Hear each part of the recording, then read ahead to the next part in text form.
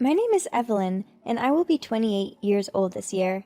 I am a hard worker, and at the age of 28, I have become a section manager. I am what you might call a career woman. My life's purpose was to work, and I have not been in a relationship ever since I started working. I was so worried about my situation that a friend of mine introduced me to my current husband, James.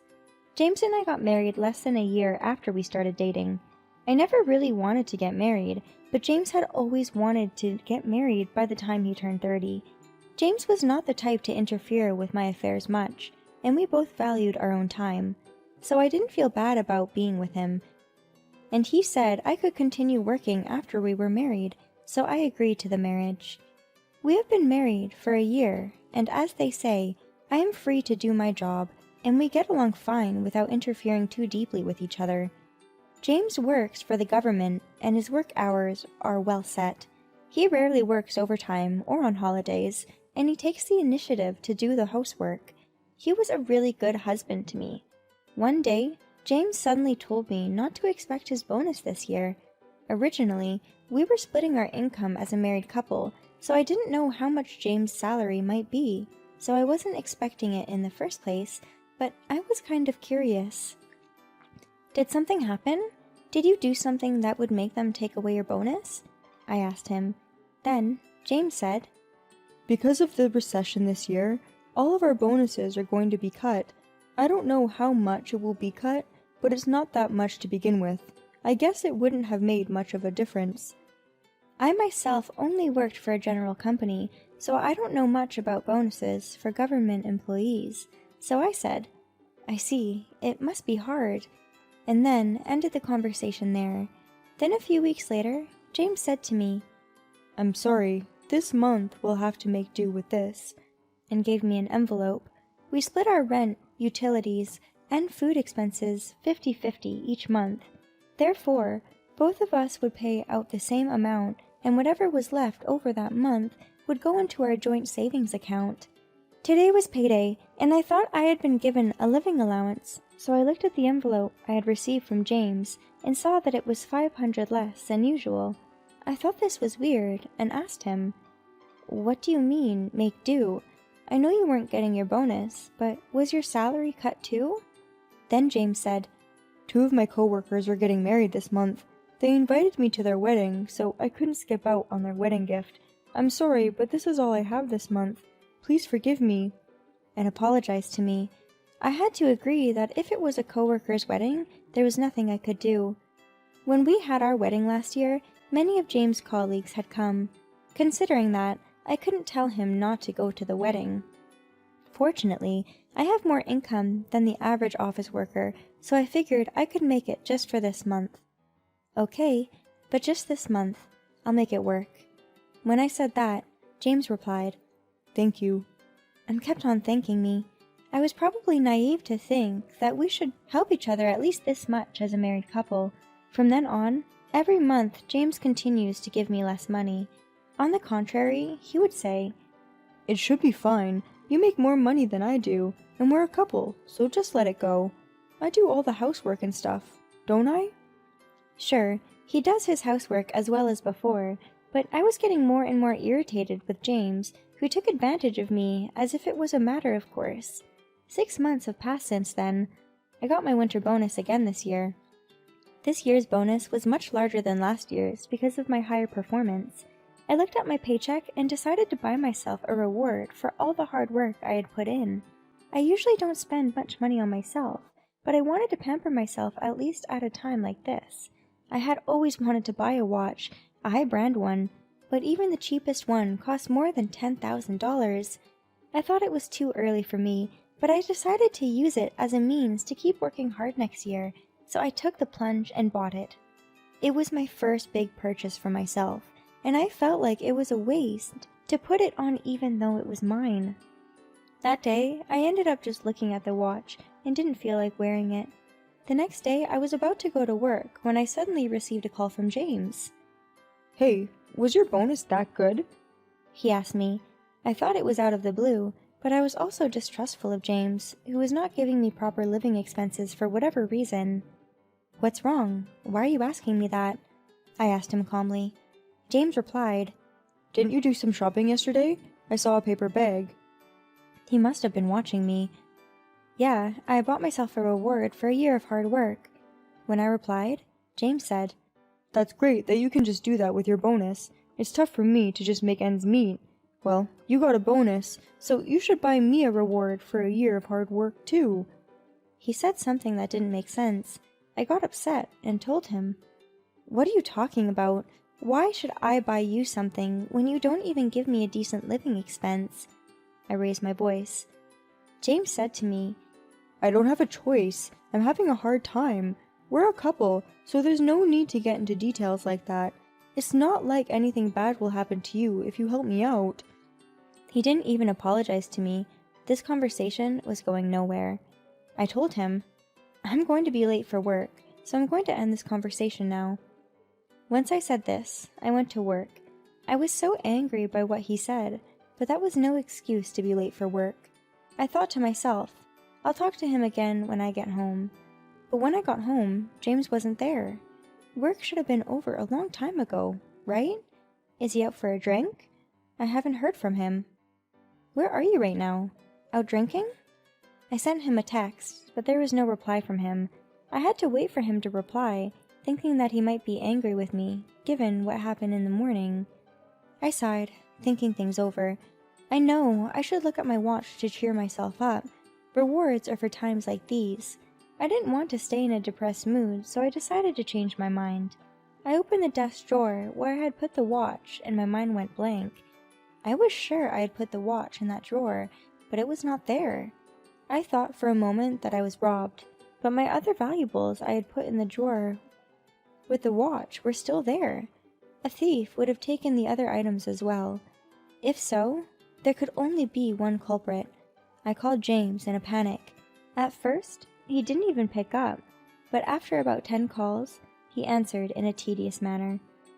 "Why do you keep calling? What the hell? I'm having a drink with a friend. I'm having a drink with my own money as a reward for a year of hard work, so don't bother me," he said with a laugh. I was at the end of my patience. "Sorry to bother you. I was going to call the police. Can you come home right away?" I asked calmly. I thought if I had asked him where my watch was, he would try to cover it up, so I hid my true intentions from him. James's attitude from earlier completely changed. "What do you mean, the police? Did something happen?" He replied worriedly. Then I said, "And my watch disappeared, the watch I bought as a reward for myself, worth over $50,000. I think we were robbed and it got stolen. That's why I'm calling the police." Then James said, "Don't lie to me. I looked it up. That watch is only worth $15,000. The hell do you mean, $50,000? Just as I thought. I figured if I lied to him, he would take the bait. "Why did you look up the price of my watch? I mean, how do you know I have a watch?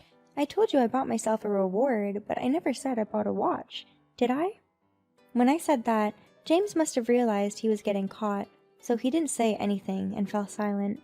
Then I said, "There are things that people should and shouldn't do, even if they're married.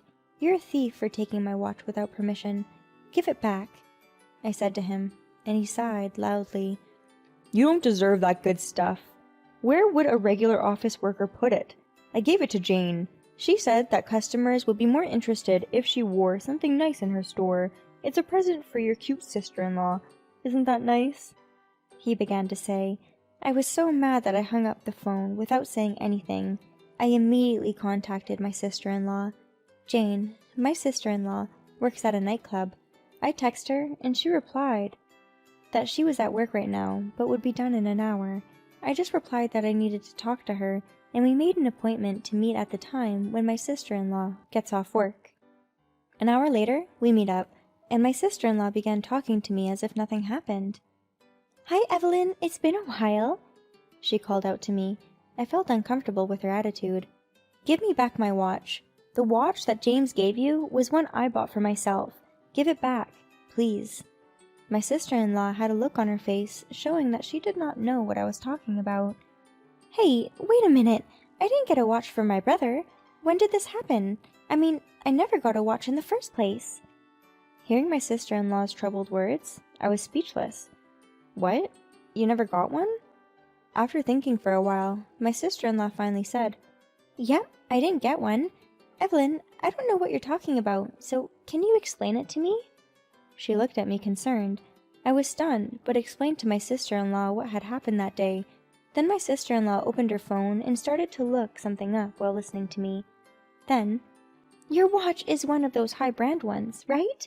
The one that costs about $15,000? She asked me. I didn't tell my sister-in-law how much the watch cost. "Yes, how did you know the price?"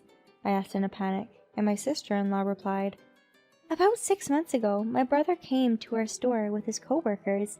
I was at that table, but there were a few other people there too.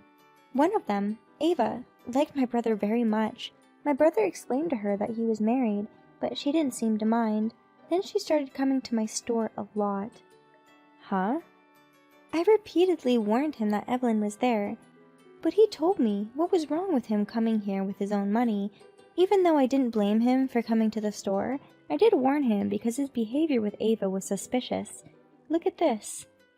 She apologetically explained, and then showed me her phone. The phone showed what looked like a blog, and on it was an arm that looked like a woman wearing the exact same watch I had bought. "This is the same watch that I bought." When I said that, Jane replied, "I knew it," and let out a big sigh. "This is sort of a diary that the girls at the store write, and this is from Ava. It says she bought it as a treat for herself, and it was posted today. I thought it was weird that she could afford something so expensive. That girl makes a fuss every month about not having enough money. When I saw the diary, I wondered if my brother bought it for him, but then I thought, I don't think he has that much money either. But finally, I solved the mystery. He stole something that you bought, gave it to Ava, and told you he gave it to me." After hearing my sister-in-law's explanation, I could no longer contain my anger. I immediately thought about calling James and asking him about it, but my sister-in-law told me, "Wait, I think I know where my brother is. He's probably with Ava, so let's go in and get the watch back." So I decided to go with my sister-in-law to get it back.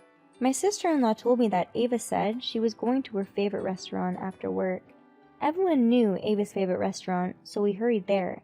When I arrived at the restaurant, I saw James behind the counter.